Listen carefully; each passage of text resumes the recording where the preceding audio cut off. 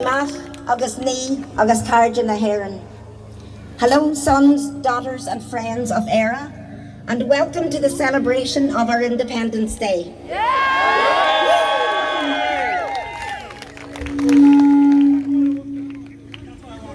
You'll be glad to hear that today is not about problems nor politics, so we're going to keep it non-political and focus on solutions. On this day, 87 years ago, the 1st of July 1937, our ancestors enacted the national written constitution of ERA, Bunreacht na Heron.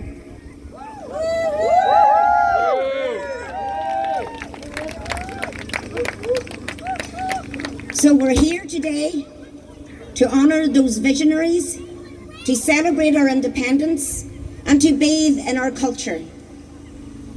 You will hear some important factual information, and we will provide to you what we believe to be a viable, doable solution in addressing the array of issues faced by our nation today. We will inform you of actions taken thus far and what is required going forward.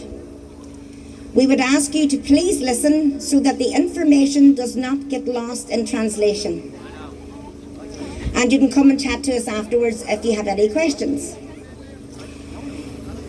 As we know, Irish independence was proclaimed in Easter 1916 when the Irish Volunteers, the Irish Citizens' Army and the Irish Republican Brotherhood issued the proclamation, which was read aloud by Padraig Pearse outside the GPO here in Dublin, and this was the beginning of the 1916 Rising. Then, in 1919, Irish independence was declared. The Declaration of Independence was adopted by An Dáil upon their first sitting in the Mansion House on the 21st of January 1919. The Declaration claimed jurisdiction over the whole island and declared the independence of the Irish nation. Unfortunately, what was to follow in 1922 was the partition of our state under the Anglo-Irish Treaty and then the adoption of the Free State Constitution, Article 17 having an oath to the Crown. But on the 11th of December 1936, the sitting monarch abdicated his throne. Ireland seized this opportunity and struck for her freedom once again. And on the 1st of July 1937, the Irish people gave to themselves this constitution. The Constitution!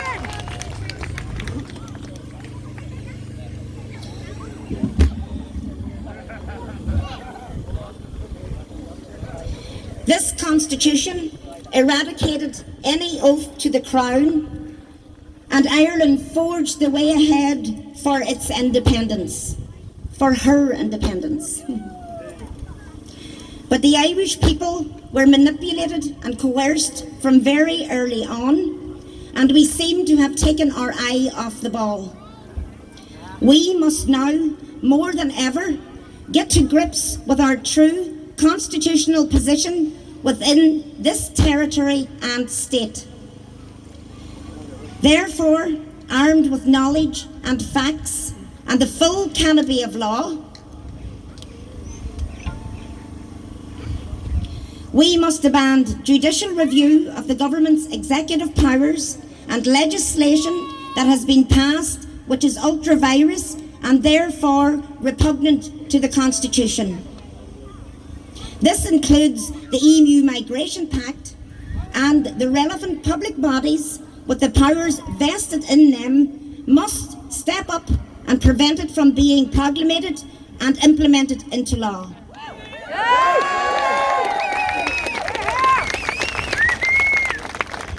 So for the past few years, we as the Bunreacht Group have celebrated our Independence Day. And this year we were delighted to to hear that somebody outside of the group, namely Dermot, Dermot suggested a celebration after receiving his constitution, and we were glad to support. So it's great to see you all here today, and what a beautiful sight to see our county colours and to see our 32 counties represented and coming together to celebrate this very special day.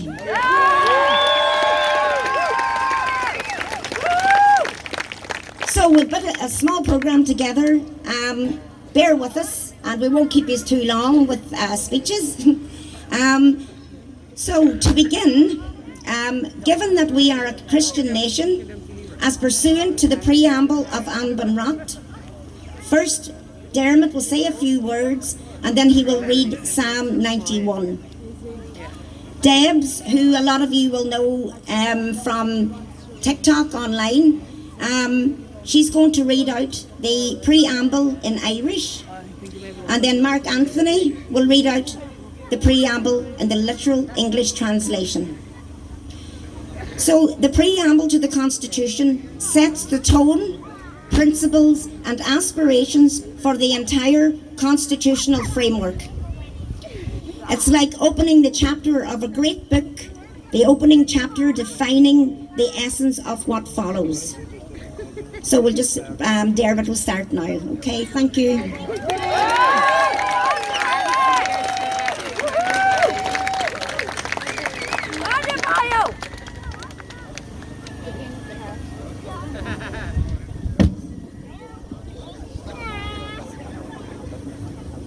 All right there.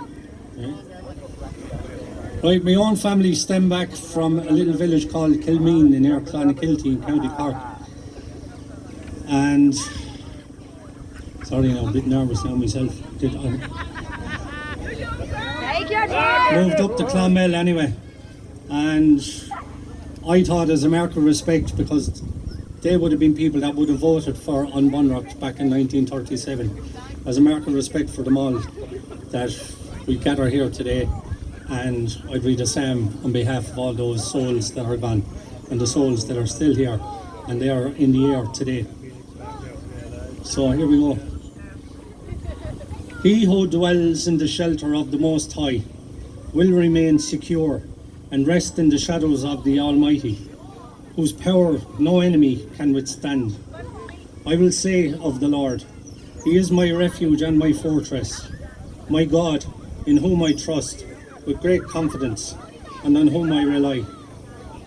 For He will save you from the trap of the fowler and from the deadly pestilence. He will cover you and completely protect you with His pinions, and under His wings you will find refuge. His faithfulness is a shield and a wall. You will not be afraid of the terror of night, nor of the arrows that flies by day, nor of the pestilence that stalks in the darkness, nor of the destruction, sudden death that lays waste at noon. 1,000 may fall at your side, and 10,000 at your right hand, but danger will not come near you. You will only be a spectator as you look on with your eyes and witness the divine repayment for the wicked, as you watch safely from the shelter of the Most High. Because you have made the Lord, who is my refuge, even the Most High, your dwelling place, no evil will befall you, nor will any plague come near your tent. For He will command His angels in regard to you, to protect and defend you, and guard you in all your ways of obedience and service. They will lift you up in their hands, so that you do not even strike your foot against the stone. You will tread upon the lion and the cobra, the young lion and the serpent you will trample underfoot. Because He set His love on me, therefore I will save Him. I will set Him securely on high, because He knows my name, and He confidently trusts and relies on me, knowing I will never abandon Him. No, never. He will call upon me, and I will answer Him. I will be with Him in trouble. I will rescue Him and honour Him. With a long life I will satisfy Him and I will let him see my salvation. Amen. Tubar don illa Doris, agus gur cúise, os is críoch ar an doing, is styríta ní huáin, ní ó bhartha dína, ach ní ó bhartha stát. Me gwine, winter na herin, ag aibháil go hir seáil a bhéad a támard, fó chomín ag Ies the Christ, títhar na dhia, ho cofortach, dúir sin sheriff in nach Cruatin, ná ráidar feag na céad sa bliain. Agus me going, ag cuimhnú go buíoch a cealmacht na rinneadar san tréad gan stéine chun an námh spléicas is dúil dór siún do bhaint amach. Agus me going, dó cór rowing an bháthas fi blithe, dó cór aig moile le críonacht agus le honrachas agus le cearnacht do réir Mars Cúvig onis go jocaigh ling a úslucht agus I hirsha do cór in nóratha do nach éon duine. Sé go ceart cógéanach do bhanú, oisig a héandachta do thuairt do tír agus có caradra do dhéanamh le náisiúna bheile. Atá míad le seo ag gábháil an bhunreachta sa cuaing, agus dó ochtú agus dó hílacha cuaing féin. Gur míle mágat.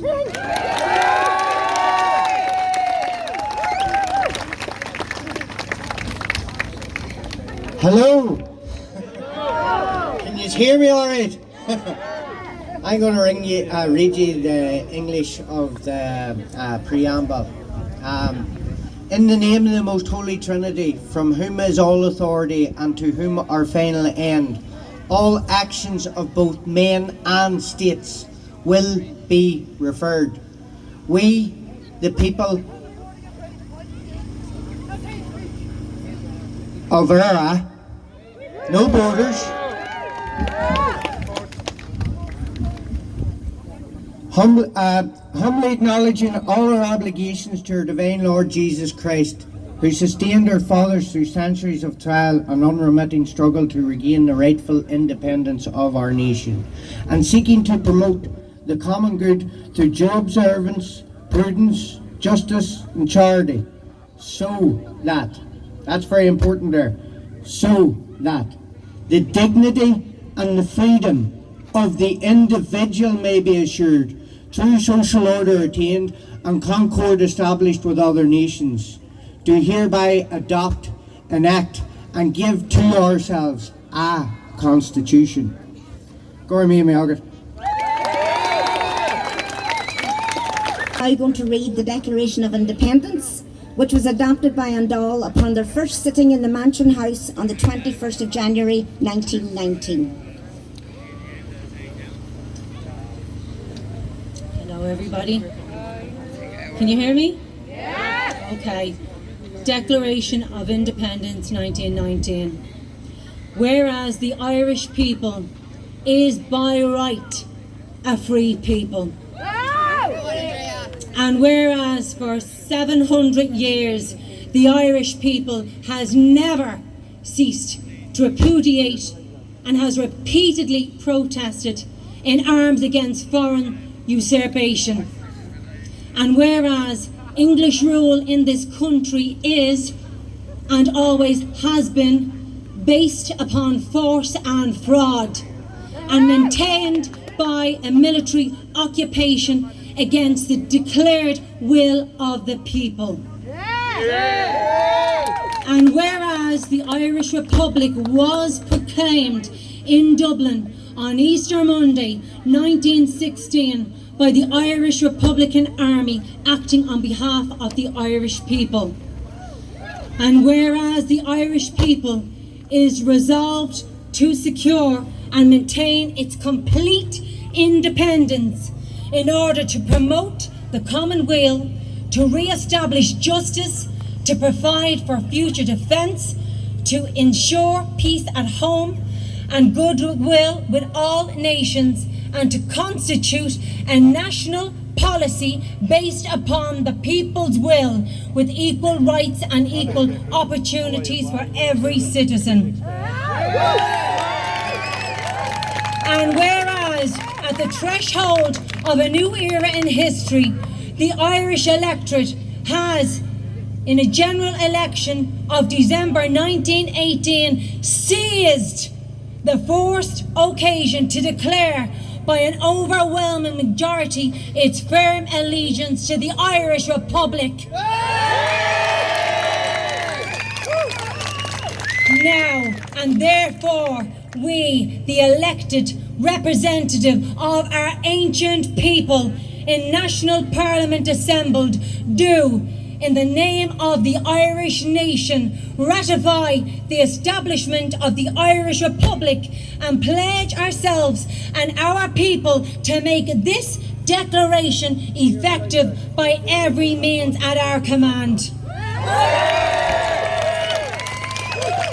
We ordain that the elected representatives of the Irish people alone have the power to make laws binding on the people of Ireland, and that the Irish Parliament is the only Parliament to which that people will give its allegiance. We solemnly declare foreign government in Ireland to be an invasion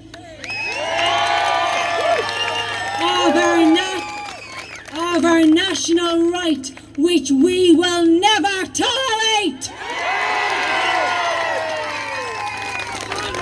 And we demand the evacuation of our country by the English garrison.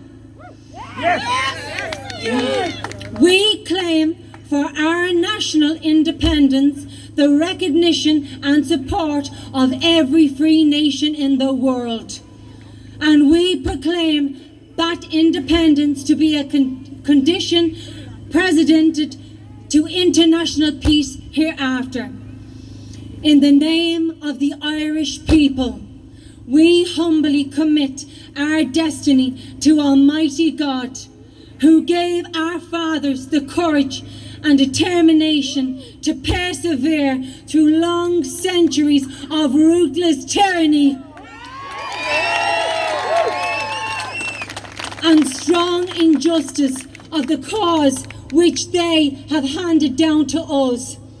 We ask His divine blessing on this, the last stage of our struggle. We have pledged ourselves to carry through to freedom!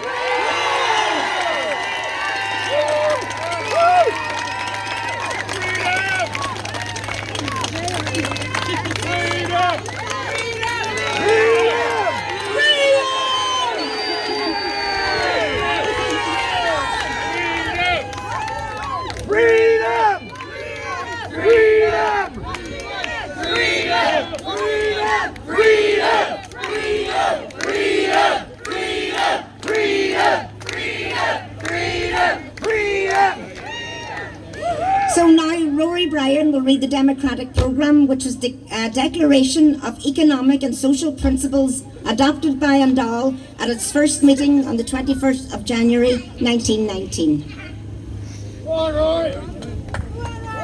Thank you.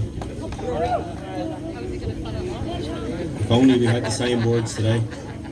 We declare, in the words of the Irish Republican Proclamation, the right of the people of Ireland to the ownership of Ireland and to the unfettered control of Irish destinies to be indefeasible.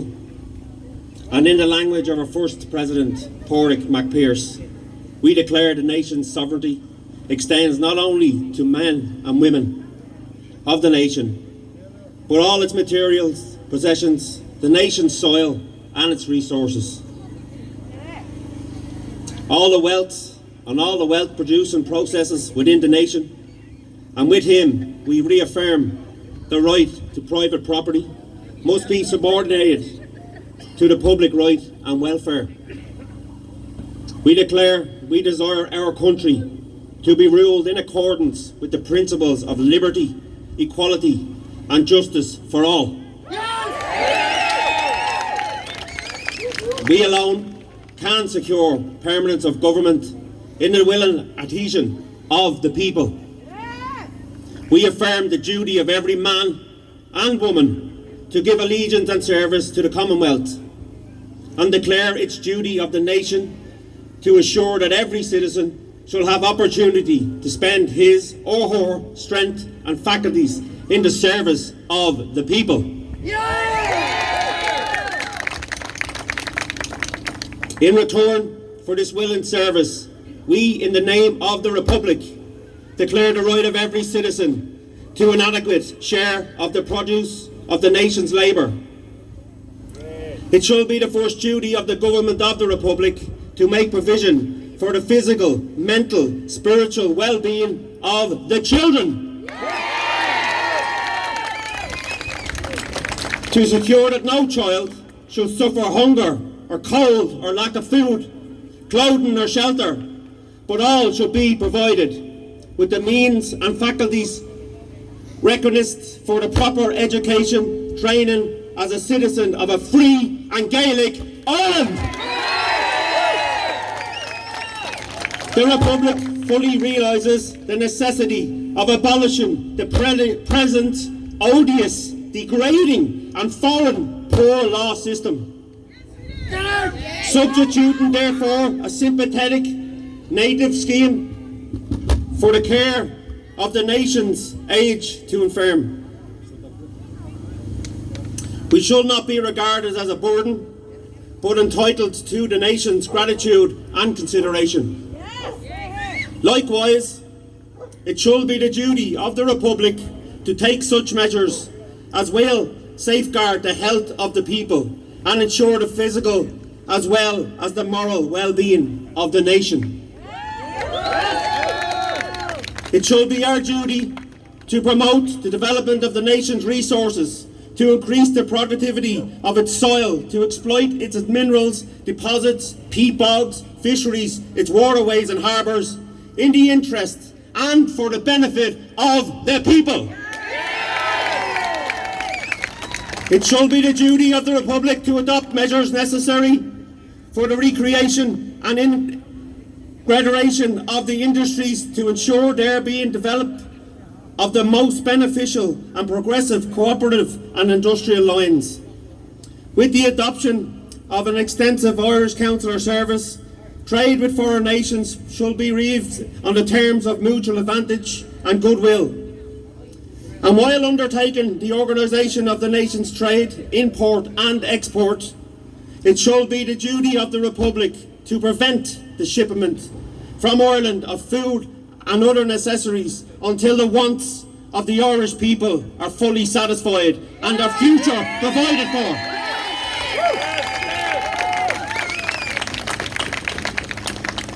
It should also devolve upon the national government to seek cooperations of governments of other countries in determining a standard of social industrial legislation with a view, general and lasting improvements in the condition under which the working class can labour and live. God bless Ireland. Thank you.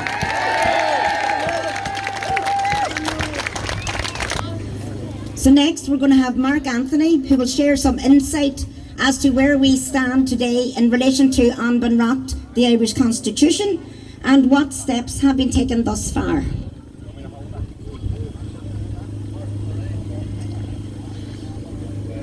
Folks, this is just, it's overwhelming because 2 years ago on the 17th of April, we were standing over there with about a dozen people around us, and I had laminated the Constitution. Now everybody seems to have copies of it, and this, you know, it's testament to itself, you know. So today people were here to celebrate the 87th anniversary of the adoption of this beautiful document, which is absolutely beautiful in its simplicity. It's our rule of law, which we gave to ourselves on the 1st of July 1937, 87 years ago today. And J.M. Kelly wrote in his 1961 book, Fundamental Rights in the Irish Constitution and the Irish Law. And he wrote at the bottom to his parents, and this is very, very poignant for today, because this is what we're asking the people to do. And it says, the question whether the destiny of the Irish Constitution to be more than a piece of paper depends not only on the nobility of its contents, but the watchfulness of the Irish people, That's you and I here today. That's you and I here today. Back? Is that alright? Yeah? Can you hear me alright? Good enough then. I can roll in, alright. Right. So today we're bound here down to the achievements of our forefathers who fought for independence. Many gave their lives in not just 1916, but over the past 800 years, as they believed that freedom was worth fighting for. They will get their well-deserved recognition from speakers here today, and we are definitely standing on the shoulders of giants. On the Garden of Remembrance on the wall, my daughter read out on the 29th of December, I think it was a year or two ago, which was another celebration. And on the bottom of it, it was very poignant. It says, "Oh, generations of freedom, remember us, the generations of the vision." Those people had a vision for our freedom going forward. It's our freedom. Them people fought and won for it, and it's ours. It's nobody's to take, but it's ours to lose. So it would be foolish for us today, through complacency and resignation, to give up our ancestors' hard-won liberties. Today, there are new heroes and legends emerging through us. You can see it here. Everybody are stepping out of their comfort zone. Today, there's unelected world leaders such as the WHO, the World Health Organization, the World Economic Forum, etc. People all over the world are speaking out, and the Irish are holding their own in that respect.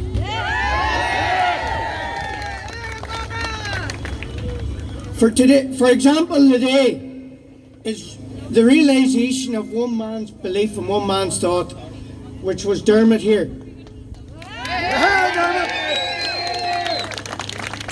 As I say, I never thought this was possible. You know, people were telling me I wasn't wise, you're getting nowhere with that there.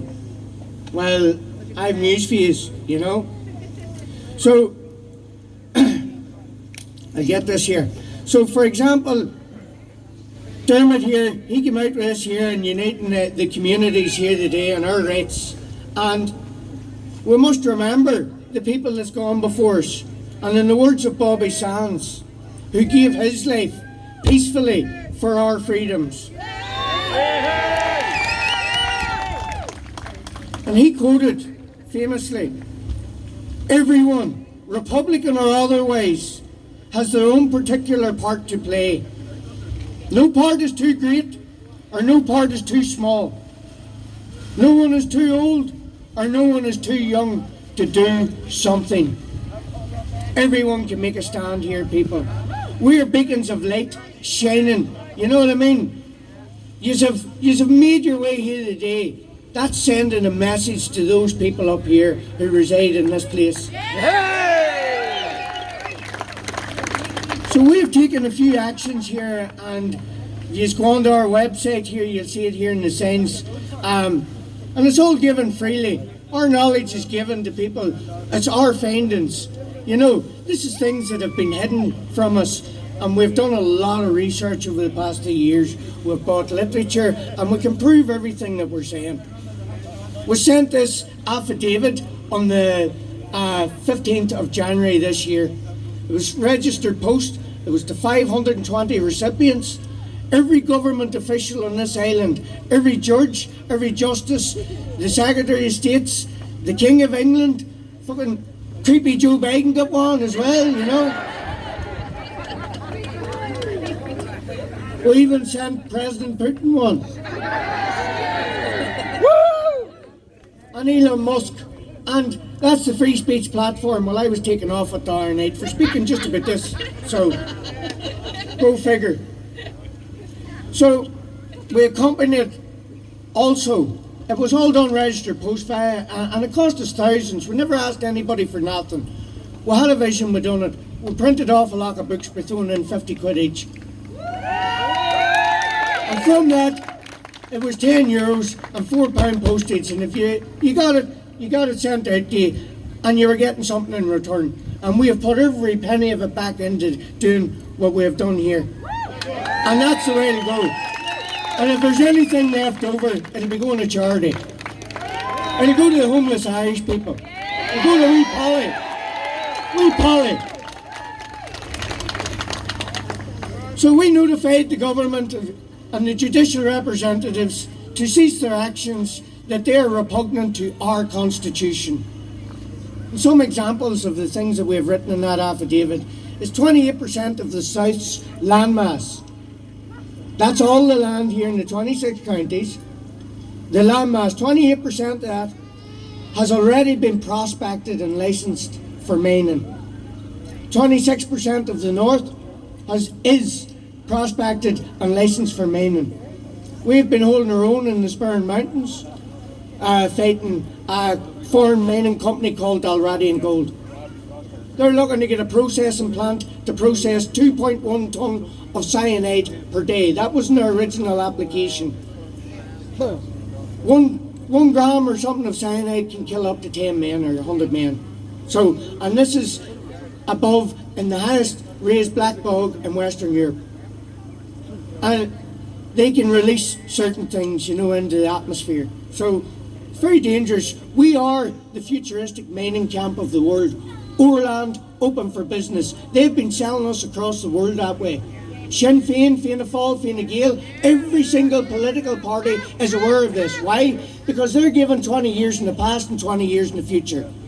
Farming, yes, the farmers are being decimated. Why? They're giving them bonuses to buy in, to give up their land and whatnot. Why? They want to do away with farming. Well, farming, the agribusiness, is the number one industry in this island.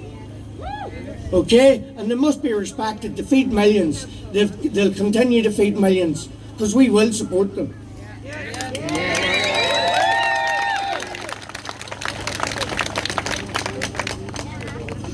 But they want to replace that with futuristic mining. And that there would beg the belief. How many miners do you know standing here beside you today? Because I know none. But I can tell you, our new visitors are all well. You know what I mean? A lot of them know how to mine. Put it like that. They're coming from big mine countries. So there's a disproportionate quantity of immigration of unvetted fighting age men. These actions have been taken under the guise of wars, emergencies and crises. There has been a rampant and undue weaponisation of Article 28.3.3 of the Constitution. This was the First Amendment that the government made to the Constitution on the 3rd of September 1939, the beginning of the Second World War. It was 4:15 in the morning, Sunday morning. They passed this here. They knew what they were doing at the time was ultra vires. Ultra vires is a Latin term for illegal. Therefore, it would do no harm to leave us immune from suit. But this does not stop two unscrupulous parties, let's say for instance Fianna Fáil, Fine Gael and the Green Party, coming together in the future and suspending the Constitution even in accordance with law and changing it. Well, they were trying to change it there. They were trying to remove the woman out of the Constitution. They were trying to remove mothers. They couldn't define what a woman was. They lacked the comprehension to define what a durable relationship is or other durable relationships. We categorically said no on that day. 73% to the carers referendum said no in this country. We sent a message to the government that the Constitution is alive and well.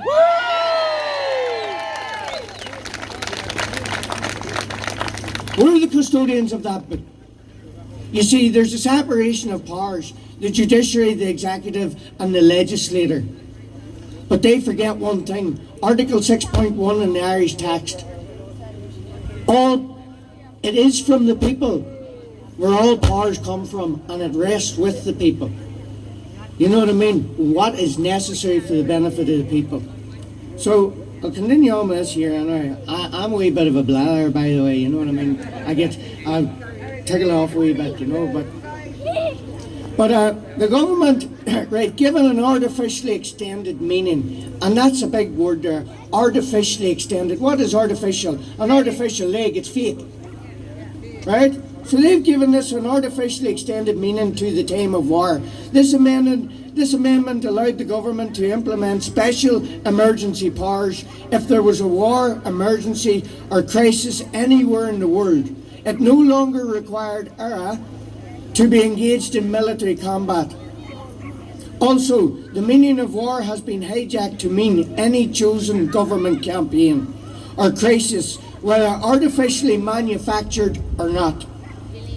The war on terror, the war on homelessness, the war on COVID, the war on immigration, the war on the health crisis, all that there, these are all heightened tensions of emergency, and they use that there to take control through Article 24 of the Constitution and 23.1.1 of the Constitution. It gives the government a full dictatorial role, the executive, the 15 ministers, and that's why they're sitting laughing at you, because they're doing this, but they have weaponised this against the people, and that's wrong. It must not be so.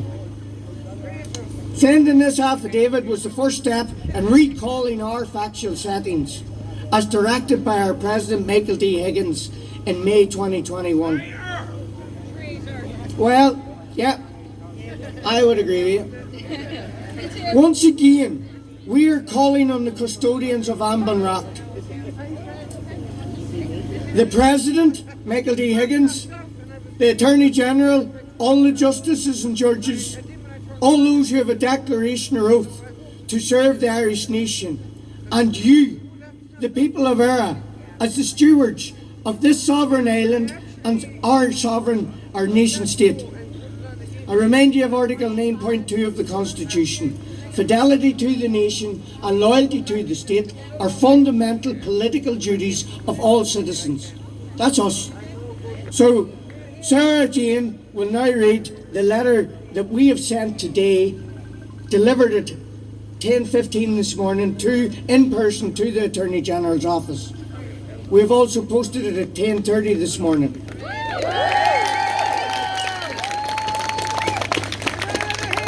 And Ollie will step forward. You'll hear a few numbers of articles. They're very important articles. There'll be Article 34.5.1, which is Judicial Oath and Declaration. Article 34.3.1, Article 34.3.2, Article 34.3.3. That is original jurisdiction. If there's ever any doubt, you go back to the start. That's the full canopy of law, so I'll be back in a minute.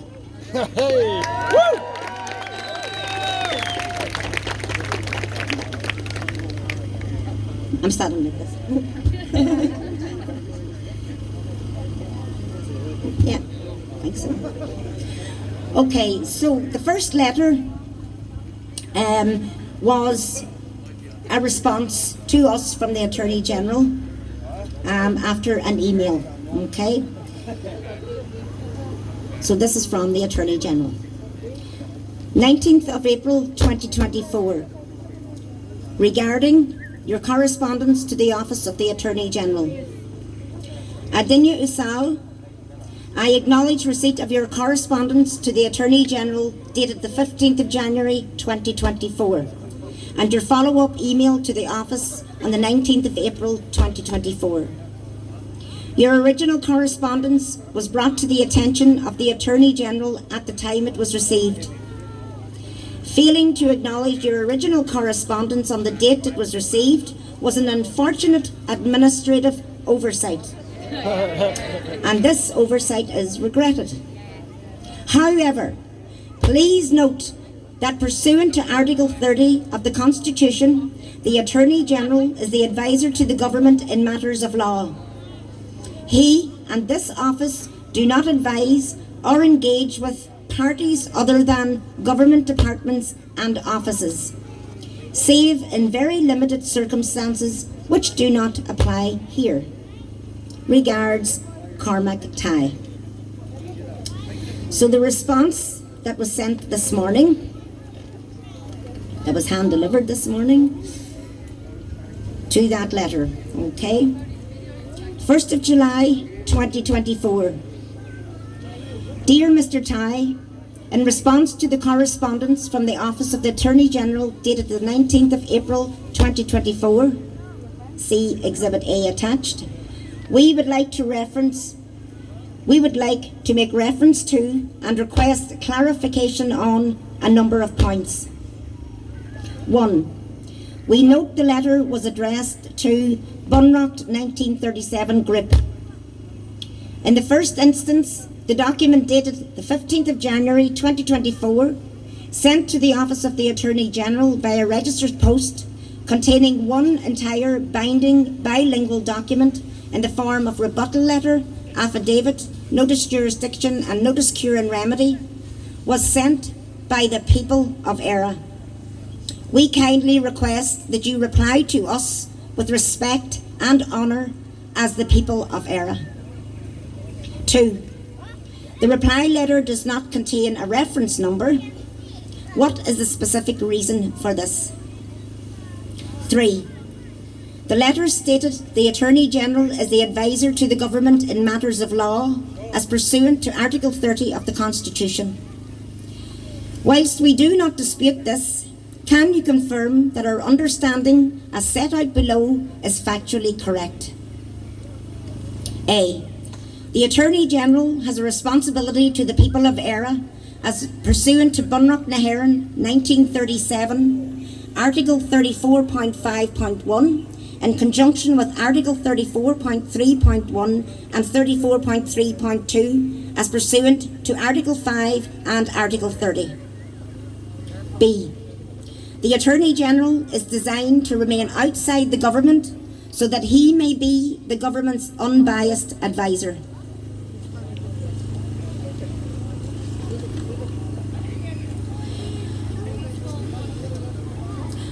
In support of our understanding that it is the Attorney General's responsibility to implement An Bunreacht on behalf of the people of Eire, the following extracts are taken from the 1919 Oireachtas commissioned Bunreacht na hÉireann, a study of the Irish text by Micheál Ó Carroll. 1. Article 30.1, literal English translation.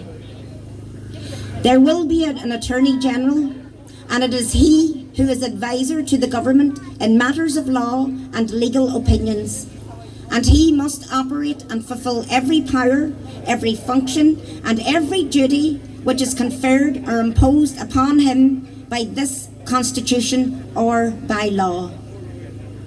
2. Article 30.3, literal English translation.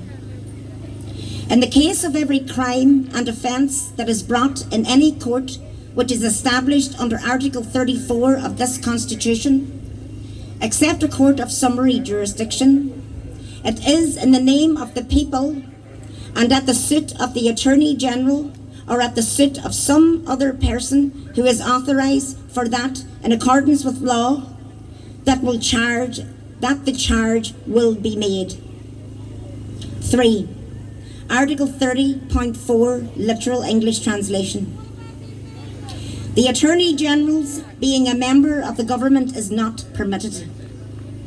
Article 30 does not mention prohibiting the Attorney General or his office from engaging with we, the people of Eire. Number 4. Note also citations and rulings in the Irish Constitution supplement to the second edition, Jurist 1987 by J.M. Kelly with G.W. Hogan and G. White, support the validity of our request for the Attorney General and his office to review our document dated the 15th of January 2024. For instance, it is provided by Order 60, Rule 1 of the Rules of the Superior Courts 1986 that the Attorney General must be given notice of any action or matter in which the constitutional validity of an act of the Oireachtas is questioned, and that he is thereupon entitled to appear and be a party in the case so far as it concerns the validity of the act, and that such notice shall state concisely the nature of proceedings in which the question or dispute arises and the contention of the party or parties to the proceedings. Well, we have done that. We have notified the Attorney General. Okay. Number 5. Additionally, in Kelly et al. 1987, 1. With reference to Article 30, Hamilton P. declared, the public interests are committed to the care of the Attorney General. He is entitled to sue to restrain the commission of an unlawful act, to protect and vindicate a right acknowledged by the Constitution, and to prevent the corruption of public morals. 2. The reference to the Attorney General's role as guardian of the public interest is a recognition of his traditional right to seek an injunction to enforce the criminal law. The literal English translation of Article 6.1 of the Constitution states, it is from the people under God that every power of rule, both legislation and fulfilment and judgment, come. And it is the people who have the right to appoint the rulers of the state. And it is up to, or rests with the people, finally to settle any question regarding the policies of the nation in accordance with what is necessary for the welfare of the people. Therefore, with the power vested in we, the people, we are hereby reiterating our requirement for the Attorney General to take the necessary actions for the welfare of the Irish nation as outlined in the document dated 15th of January 2024. Sincerely, we, the people of Éire, under the Most Holy Trinity, to whom not alone actions of people, but actions of states are directed. Thank you.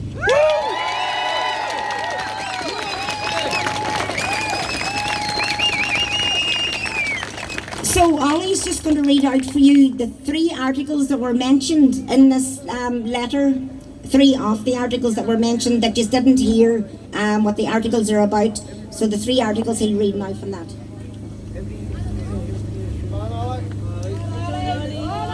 Article 34.5.1. Every person appointed a judge under this Constitution shall make and subscribe the following declaration.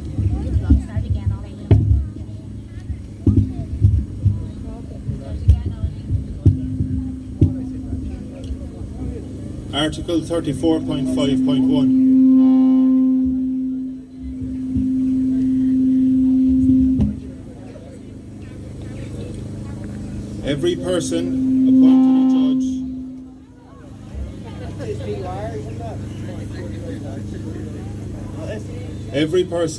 appointed a judge under this Constitution shall make and subscribe the following declaration.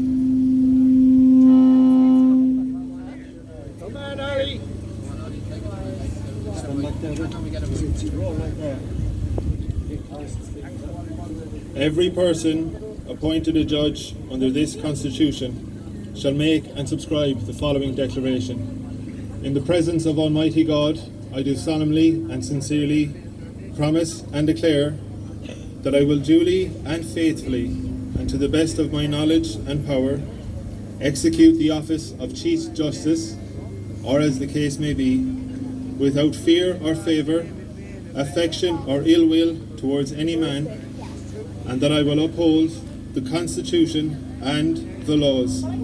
May God direct and sustain me. Article 34.3.1.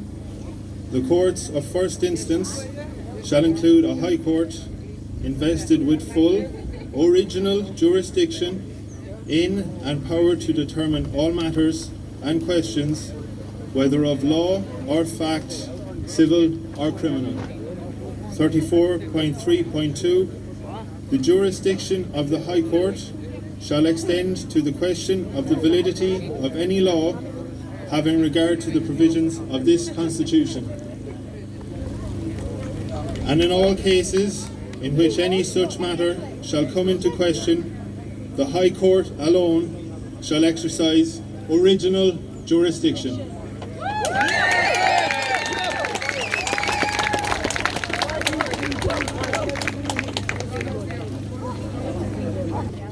In Crotty versus Taoiseach, Finlay CJ said that the right of the courts to intervene to protect the constitutional rights of the individuals, being you, against interference by the executive, being the 12 ministers in government, or 15 ministers, were expressly vested in the High Court and Supreme Courts. I'll read that again for you. In Crotty versus Taoiseach, which is the most important ruling we have had to date, that's it there. Finlay CJ said that the right of the courts to intervene to protect the constitutional rights of the individuals against interference by actions of the executive was expressly vested in the High and Supreme Courts. In the state Byrne, Frawley, Hensley J said it was the judge's duty, irrespective of the wishes of the parties, to put an end to any civil or criminal proceedings before the court once it has been established that they have been authoritatively declared to rest on an unconstitutional statute. As required by the Constitution, every judge being appointed makes a solemn declaration, which you only have to hear and I'll read out, in an open court that he will uphold the Constitution and the laws. The silence or acquiescence of a party cannot abrogate a judge's duty to uphold the Constitution in his court by refusing to preside over a conclusively established unconstitutionality. Article 34.1 of the Constitution provides that justice shall be administered in courts established by laws by judges appointed in the manner provided by the Constitution, and save on such special limited cases as may be prescribed by law and administered in public. Article 34.3. The Court of First Instance includes a High Court invested with full original jurisdiction. This book here is the full original jurisdiction. Everything else is a working definition of it, a derivative of it. This is the full canopy of law as justice should be administered, and it is the foundational law. Everything else is built upon it. The blue books don't serve us anymore as a people. It's a quasi-constitution. We live in a banana republic. We have been doing so since 1939, 1976 and 2020, when Leo Varadkar stood in the steps of Washington DC and locked this country down. They invoked emergency powers, Article 28.3.3 and Article 24, as it says, which gives the government full dictatorial rule. But I want to remind them here today, there's one thing in this book that they are not immune from, and that is treason, Article 39.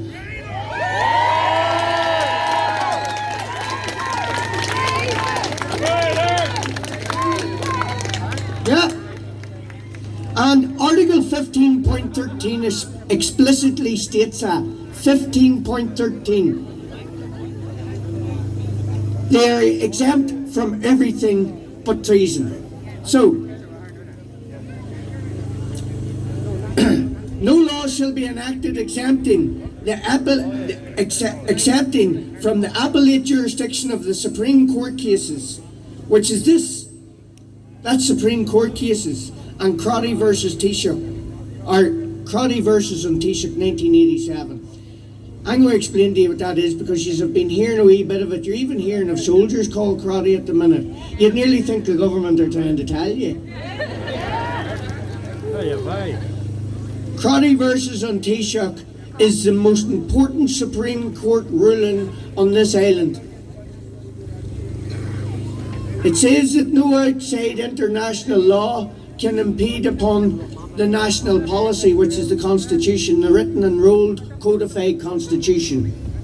Article 63 states, a copy of this Constitution signed by the Taoiseach, the Chief Justice, the Chairman of Dáil Éireann, shall be enrolled in the office of the Registrar of the Supreme Court, and such signed copy will be conclusive evidence of the provisions of this Constitution in case of conflict between the Irish text, that's the text, and the English text, the Irish text will take supremacy.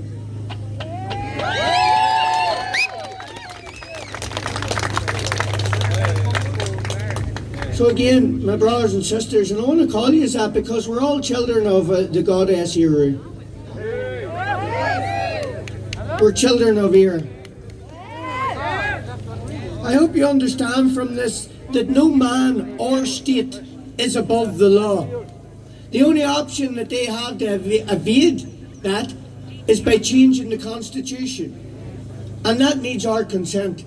And that's via referenda. Article 46 and 47, amend the Constitution and referendum of the Constitution.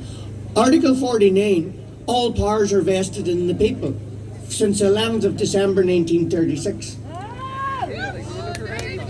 When the King of England abdicated from the crown, he took the 1922 Free State Constitution with him and the oath to the King. Okay? So people, there's no room for apathy or complacency. It is essential that we use our voices, and we are today. Ultimately, it is you and I, the people of Era, who have the stewardship over our inalienable rights and the Constitution.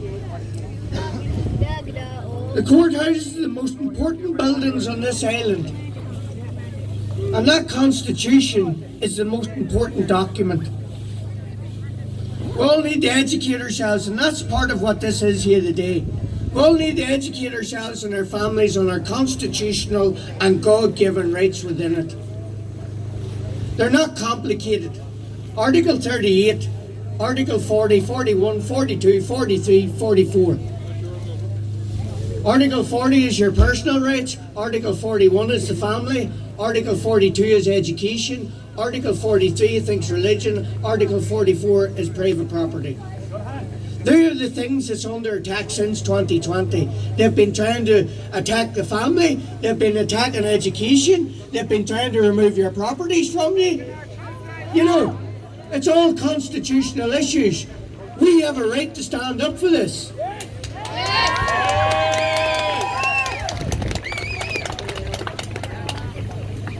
So, what do we want? We want what was promised to us on the 1st of July 1937. Social justice and independence.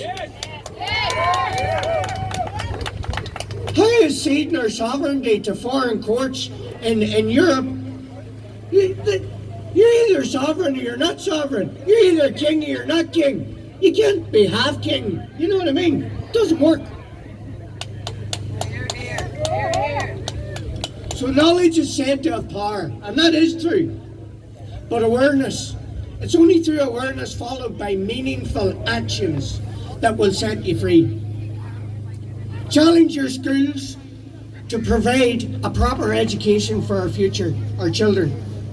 Challenge your politicians about the legislation they're implementing. Education, gender equality, they can't even define a woman.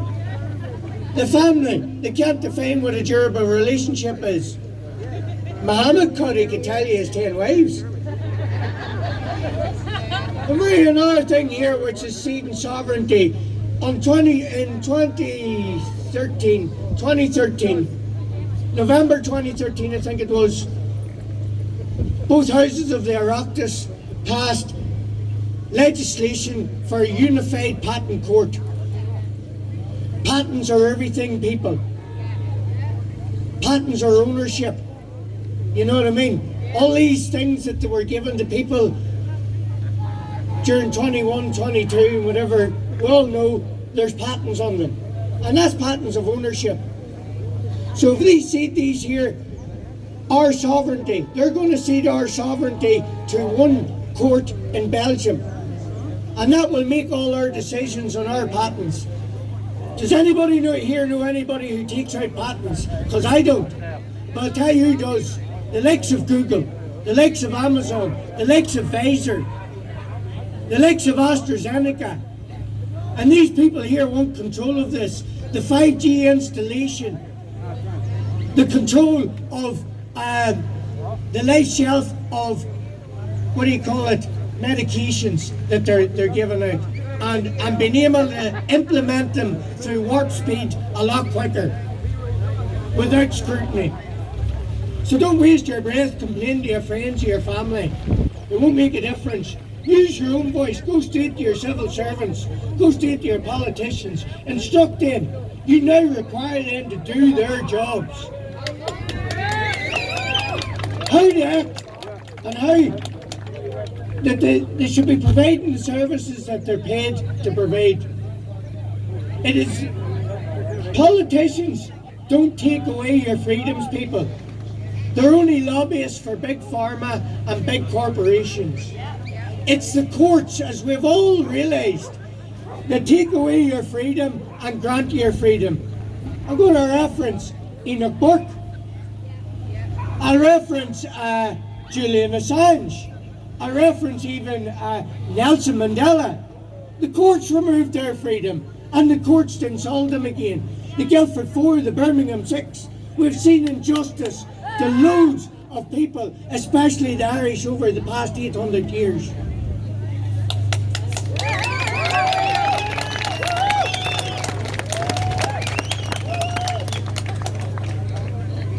So over the past 6 months or so, what have we learned? Well, we've witnessed the people's mistrust in politics and politicians. In the recent election, only 50% of the people eligible to vote were registered to vote in this constituency down here, right? And 54% of those went out to vote, and a staggering 77,464 of those votes were spoiled. There was 2,100 candidates running it for so many seats. It was strategically wrong. And what we need to look at here now is the numbers, because you can be sure they're looking at the numbers. They seen that 50% didn't rise, so they knew that everybody else was going to take votes off each other, and all they had to do was get their loyal voters back out again, and it worked for them. There's an open opportunity here. There's 50% of the people eligible vote on this island, and those people should be targeted, because then people are going to target them. Plus they're targeting everybody else that's coming into this country. They're going to gain in votes. These political parties here now, I am apolitical, I don't give a shit about politics, it's bullshit to me. But if you want to make a meaningful change, start using your head, start going out and getting the votes on the doorsteps. For I'll tell you this, they have infiltrated local government, and you have seen it with foreigners. Non-nationals who have just arrived here have been bussed and ferried by non-governmental organisations, politicians, and fucking corrupt assholes. Sorry for the language. Sorry about that, people. It's a disgusting abuse on them, and it's a disgusting abuse on us. They're telling them how to vote, and that's wrong. It's undemocratic, and it's an insult to Irish people. There's been almost no government opposition for 4.5 years, and therefore no debate or balanced perspectives. All parties are spewing the same narrative, the same bullshit. It makes you wonder, when everybody thinks the same, is anybody really thinking? When everybody thinks the same, is anybody really thinking? They're given the one narrative and everybody's thinking the same bullshit. It begs the question, who's doing the thinking for the government? Who's providing the master narrative? Who is the puppet masters? We all know that. Any discussions that were held were kept secret. For example, the people were denied freedom of information relevant to discussions on the family and carers referenda in case it would influence the outcome. That's disgusting. That's disgusting, because myself, when we're doing the website, we go in and we do a bit of research, and something came into my head the other night, and I said, so they didn't get it passed in the referendum, durable relationships, and they've just extended the emergency powers for one more year. That's because Micheál Martin came out after the election there and says, we have the mandate to go full term. That there is about March or April next year. And they're going to push through everything that they can in the interim. And they plan to extend the emergency powers to 2030. There's that number again, people, 2030. We all know it, like. The big plans for this country for 2040, people, and the run up till it. And we're all sacrificial lambs. We're collateral damage. You know what I mean? So, Our children are under attack. every one of us are under attack. Our spirituality, everything. We're special people. And we've been told. You know what I mean? We can go anywhere in the world and the people love us. That's a known fact. So, regardless of that, regardless of whatever they tried to do, on the 8th of March, you showed the government that you are capable of forming your own opinions and decisions. Even when every government party was financing a yes campaign, we the Irish people showed with a deep-seated belief in upholding the constitutional protection of the family, the mothers, and are the cornerstone of our constitution. Without the mothers, true social order cannot be obtained. It states it in the preamble, and it states it in Article 41. Breed Smith, whatever you call her, came out into the hall and she stood up and she said, "This ties the woman barefoot pregnant to the kitchen sink." Every one of you have a copy of that today. I'll give anybody £1 million if they can point that out to me. If they can point that out to me, it does not exist. And they were talking about peddling red herrings and false information. They're the biggest bullshitters, crooks, and con artists this country has ever produced. Traitors to this country. Irish nationalists, my bollocks. Irish nationalists don't peddle internationalist agendas to the detriment of the Irish nation. So, with that saying, people, George J. Walsh wisely said, the essential nature of sovereignty is the right to say yes and the right to say no. And we have that built into the machinery of this book. Via referendum and judicial review of executive powers, if that goes not the way we want it, we can challenge it in courts. There's many mechanisms there, and that has been hidden from us. We're being told that you must just take this. No, we are not taking it. We've took enough, and it's time it ends.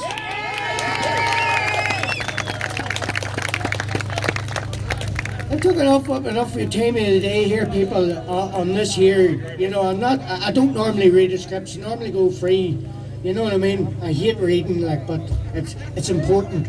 This information's important. So I'm going to read this again, because it's very poignant. The question whether the destiny of the Irish Constitution to be more than a piece of paper depends not only on the nobility of its contents, but the watchfulness of the Irish people. We, the people of Ireland, hereby demand the Attorney General do his job and act in accordance with Irish law and the Constitution. By representing the Irish nation's concerns on the following issues to begin with: the excessive, unmanaged immigration levels, which are creating a demographic imbalance and social havoc.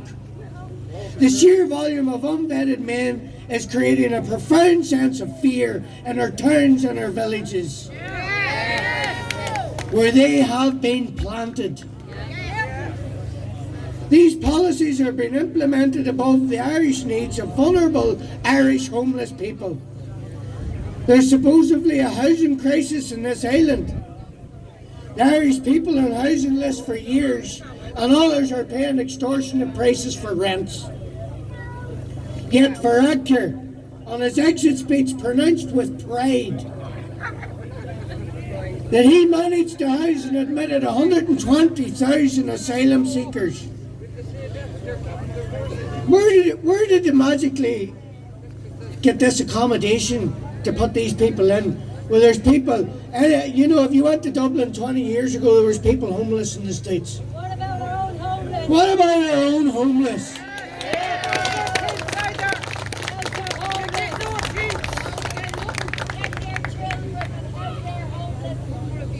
You know, the Irish people have always been willing to accept a small proportionate, an appropriate proportion of genuine asylum seekers, but not enough to destabilise our nation.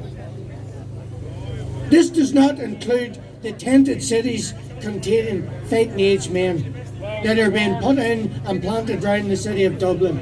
It's a shame what they're doing to the fair city of Dublin. This is a Christian nation, and that is a Christian doctrine, and it is set out in the preamble, in the name of the Most Holy Trinity, from whom all authority, and to whom our final end, all actions of both men and states will be referred. We, the people of not Ireland, not the Republic of Ireland, not the 26 counties. It is a 32 county Irish Republic, and we named it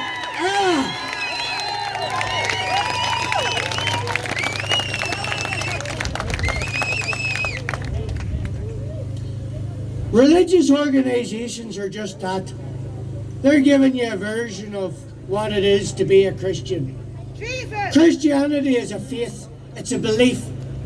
You know what I mean? It's in there. We know that the Catholic Church done bad things. The Protestant Church also done bad things. Churches don't pay taxes. Churches, to me, need a complete reform. But we have a deep-seated Christianity belief, and that is enshrined in the Supreme Court, in the Registrar of the Supreme Court, as conclusive evidence of that. I'm sure you have all seen when you put red ants and black ants into a jar, they can all live peacefully together. But it takes a government or someone outside to shake it, and they'll kill her. They are setting us up. I live in Ulster, right? I live in mid-Ulster, Tyrone, right? And we, all my life, there's a Protestant, there's a Christian faith, Protestant and Catholic, and we live side by side. Sometimes we don't get on, sometimes we do. We all know that history. But here we are being foisted about multiculturalism we should be accepting. Yet Michelle O'Neill and all are sitting with this false face, sitting there letting on that Emma Lynn Pengelly's our best friend. Them people there are playing us people. They're playing us, they don't care. It's all about that there, and they've clearly shown it. 100%. They've clearly shown it. You know what I mean? They locked us down. Irish freedom fighters, the Irish freedom removers. How dare you? How dare you?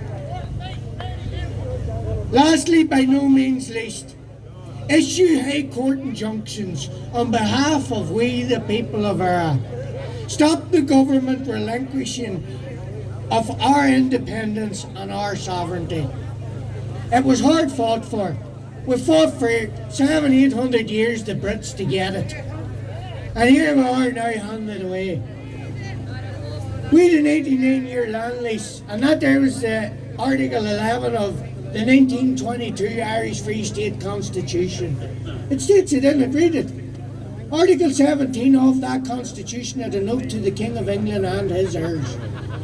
Article 5 of the terms for a treaty, which they brought back on the 6th of December 1921. That was signed into law on the 6th of December 1922. 89 years, 364 days, 22 hours, 59 minutes and 59 seconds brings you to midnight, the 5th of December 2022. By the 23rd of February 2023, Ursula von der Leyen, the President of the European Union, yes, and Rishi Sunak, the Prime Minister of the United Kingdom, were sitting around a treaty table and came out with a thing called the Windsor Treaty. They changed that very quickly to the Windsor Framework, because with the name Windsor they thought it would be easier to sell to the DUP. Funny enough, Sinn Féin shook the hands of the King and they were willing to do business. It was the DUP that was reneging on it. So go figure. Go figure. On the 50th year of Bloody Sunday, when the Parachute Regiment came into the streets of Derry and shot 14 people dead. 14 people dead for one man, one vote. And we have 50% people down here registered. And people walking about saying, deregister, deregister, deregister. Them people should be took out into the street and kicked.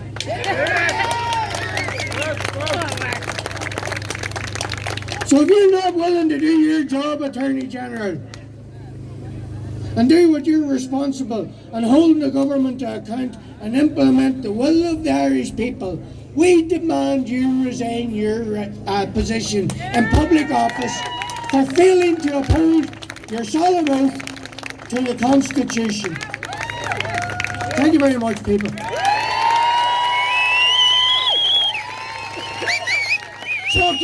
Fucking yeah.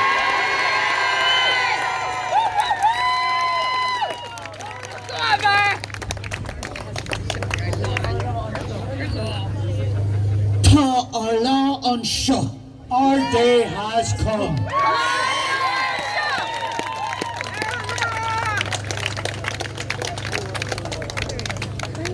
So guys, as previously mentioned by Mark Anthony, the President, Duran Naharan, is the custodian of the Irish Constitution. So Fiona's going to step forward and read out the President's oath as contained in Article 12.8 of the Constitution.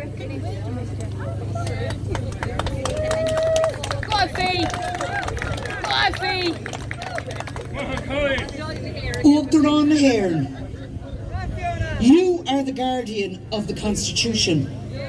Here is your oath.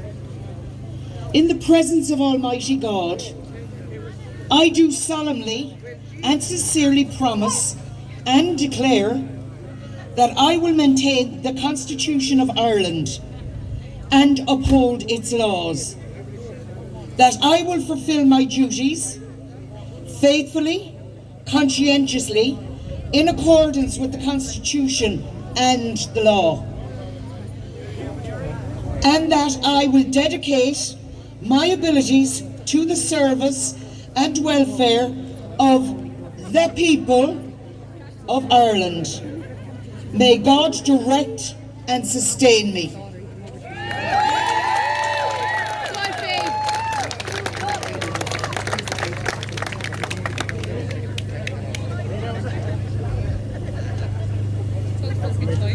Go ahead, Sid. How are we on now?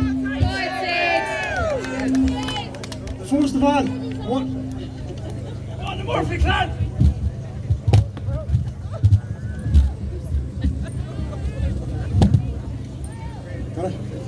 First of all, I want to thank every single one of you for coming here today. I'm really delighted. Thank you very much. Thank you very much. So, my speech is a little bit different than everyone else's. But basically, do you want to know how this started for me? I wasn't allowed to have a Big Mac. That's how all this started for me. I couldn't bring my daughter to McDonald's during COVID. And I swore that I would never let that happen again. And I swore I will never let that happen again. I started to look up laws so I could fight back. I knew we had a constitution, but I didn't really know the significance of a constitution. Then I came across the Blue Book. That's when the fun started. Did you ever feel like you never fit in? I imagine a lot of you are feeling that way right now. Well, that's how I felt most of my life. And I always felt like I didn't fit in. I had friends and associations, but never felt right. Never felt right. It wasn't until I came across this book, on Bunrock that I realised that's why I didn't fit in. Because that's their world, the Blue Book is their world. This is my world, this is our world, this is the people's world. That's what this is, the people's world. This is not the government's world, this is our book. And it even says it, right, that this is my world, the world where the Irish people are supreme, right? It even says it in Article 63. In case of conflict between the Irish and the English text, the Irish will prevail. Or, in the Clough Gaelic, the Irish takes supremacy. And when you really think about it, that's true. Because we, the Irish, we are supreme. We are the children of Eru, the goddess of sovereignty. That's why they are hitting us so hard. Eire is the land of abundance. We have everything that we need, and we also have everything that they want. Are we going to let them take it?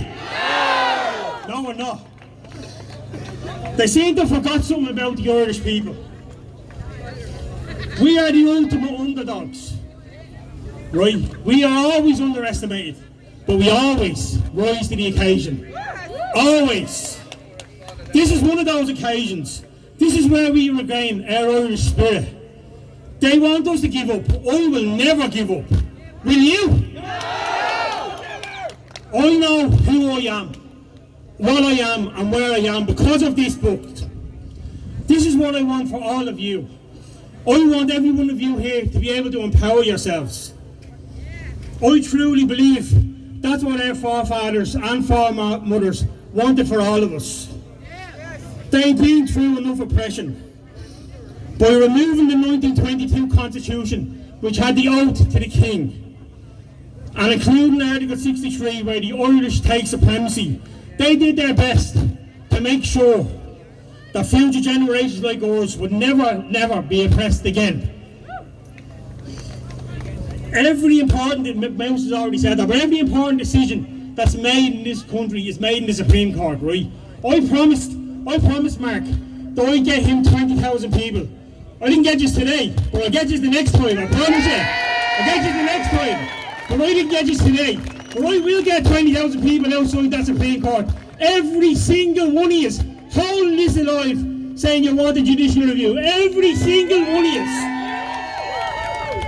I don't break my promises. Right, I'm going to leave you with this. It's now up to us, all of us, every single one of us, the people of Eire, to get behind this book, get behind it and finally unite under something that's by the Irish people and for the Irish people. Come on!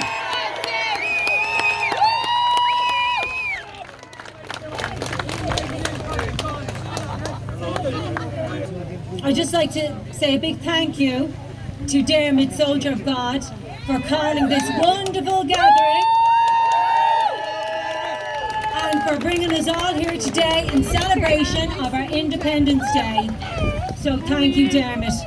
Also, we would like to thank each and every one of you for following your hearts, which led you here today to show respect and honour for those that fought hard on our behalf. And now it's our turn, our time to make a difference. Each and every one of you is making a difference. With your love and willingness to love, learn and unite.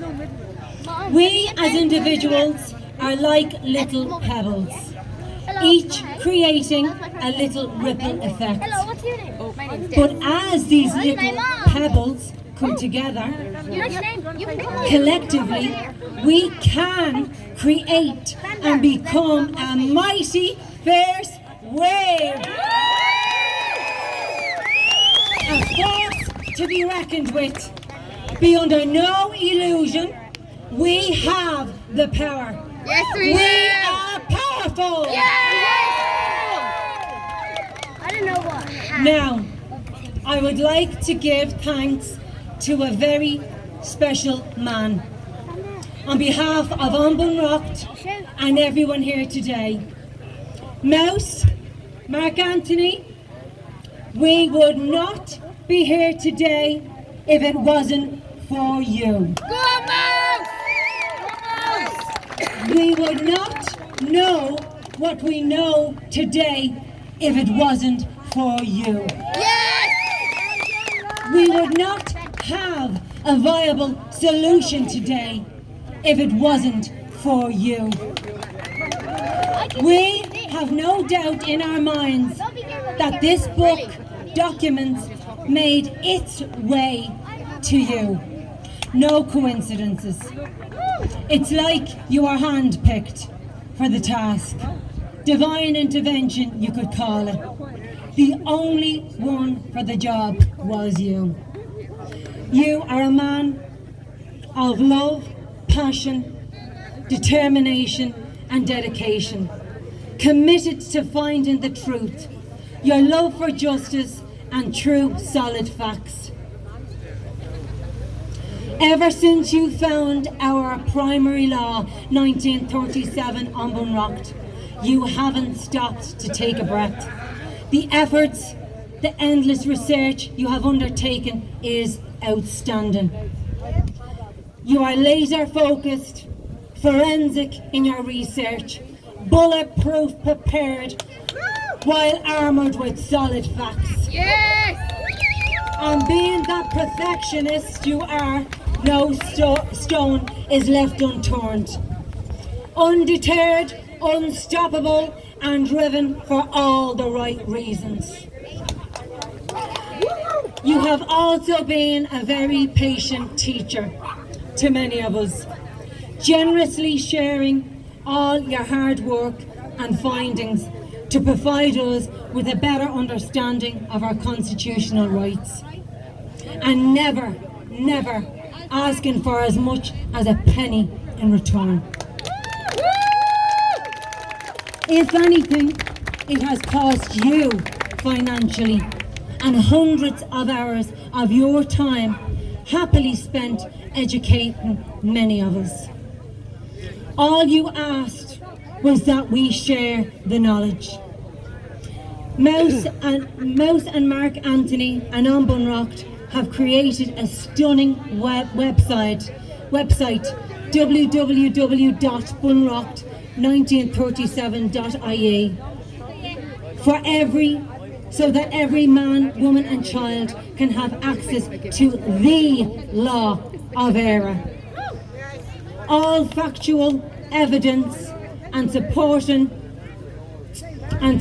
documents are provided, as well as the translations from Clo-Gaelic to English, the literal translations. Mark, Mouse, you are a true man of Éire.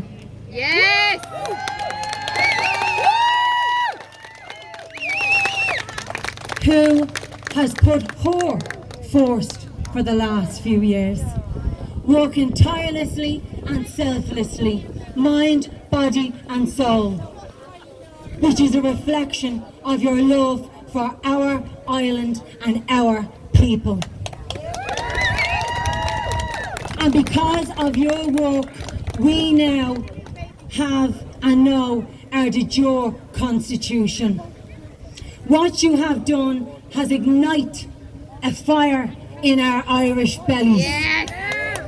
We now have the knowledge, and we now have a viable solution.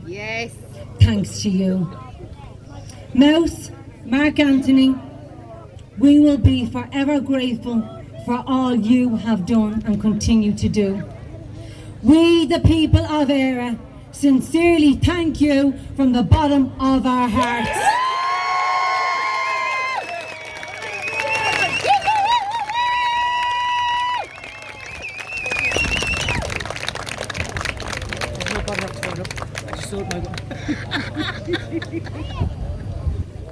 So guys, thank you so much for listening, and there's lots of information on our website.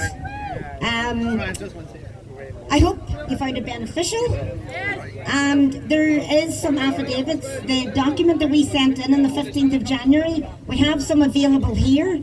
If anybody would like one to take in to the government, the best people to send it to is the President or the President of the Supreme Court.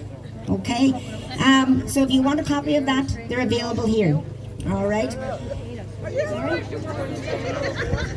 Oh, and the Attorney General. Yeah. So I don't have anything else written. I just want to thank everybody so much for being here. It's great to see so many of you. See you later. We have something different now. So we have a Celtic shaman here that's joined us today, and he's going to do a little bit of something with us. Yes! And so we'll welcome Vincent up. Thank you.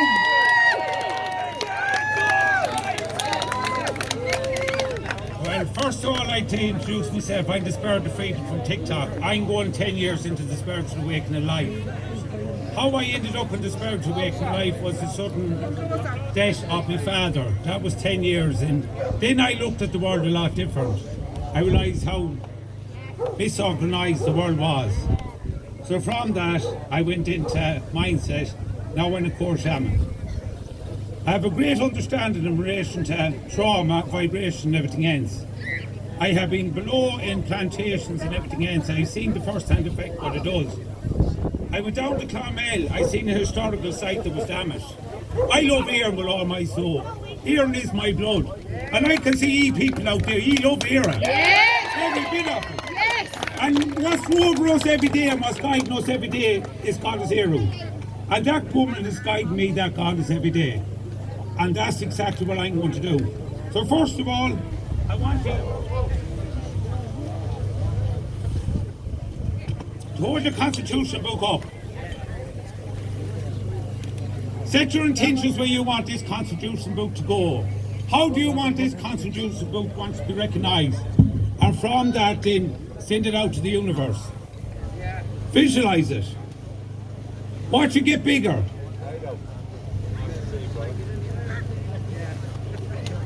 Right.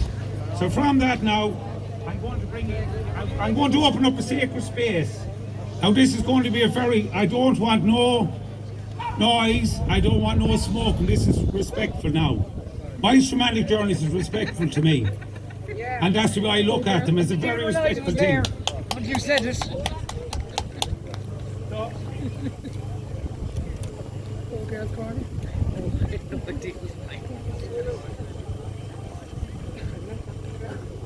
You'll all have to turn this way first.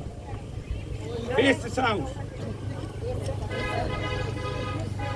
To the winds of the south, the great stag, guide us and teach us in the ways of the forest, to walk softly on the earth, to leave no trace. Teach us the ways of the beauty way. So then you make one turn this way, 45 this way. Right. To the winds of the west, the white salmon, teach us to live, to die, and to be reborn. Teach us the way of our sacred rivers, to live purely. Teach us the ways of wisdom. One more turn to the right, 45. To the winds of the north, wait here, grandmother, grandfather, ancient ones, come and warm your hands by our fires. Whisper us into the winds.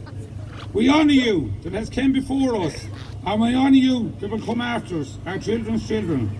One more turn this way now. To the winds of the east, the raven, come to us, the place of the rising sun.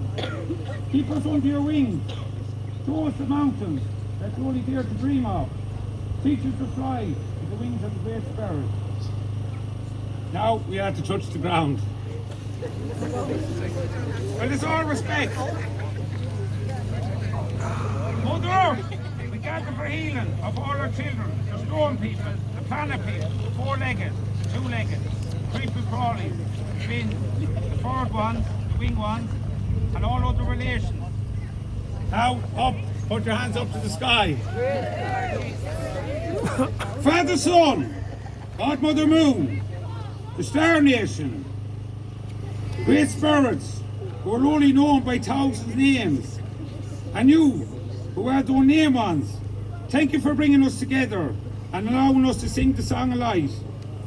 To all of our spirit guides, spirit animals and angels, Thank you for bringing us together and allowing us to sing of the Song of Life. Bless us and our people for creating Sacred Space. So we're all within Sacred Space now. So we're going to do a Middleburg journey. You're going to connect with that tree there. That's the tree you're going to connect with. And from that, you're going to go into that tree and you're going to be brought up into that tree where you're going to get healing. And from that, you'll into the far side of that tree and we will go into a Middleburg journey. Now, if you cry, let your tears touch the ground. Whatever emotions you feel, let them out. And you will meet. I'm going to open you up with your heart chakras. So that's the way you'll have to do it. I will be drumming into this and I will be guiding you.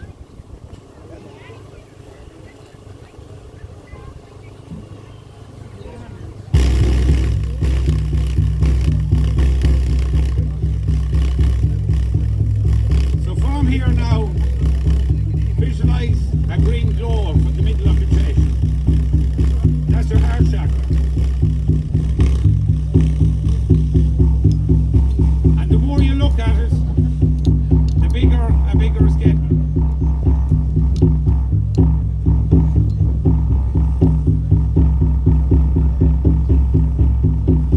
This glow will get bigger and bigger until it actually puts the pure green glow over each one of you.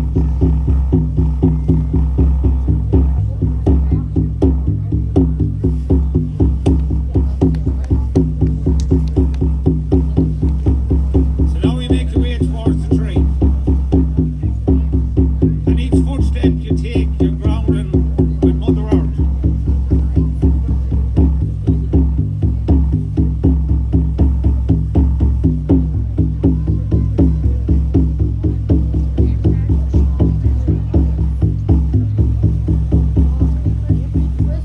No, you don't have to move.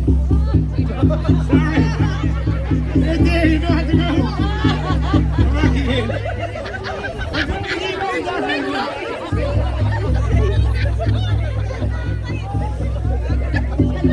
You visualize, it has to be all visualized. Well, let's start again. You don't have to go through all the sacred space.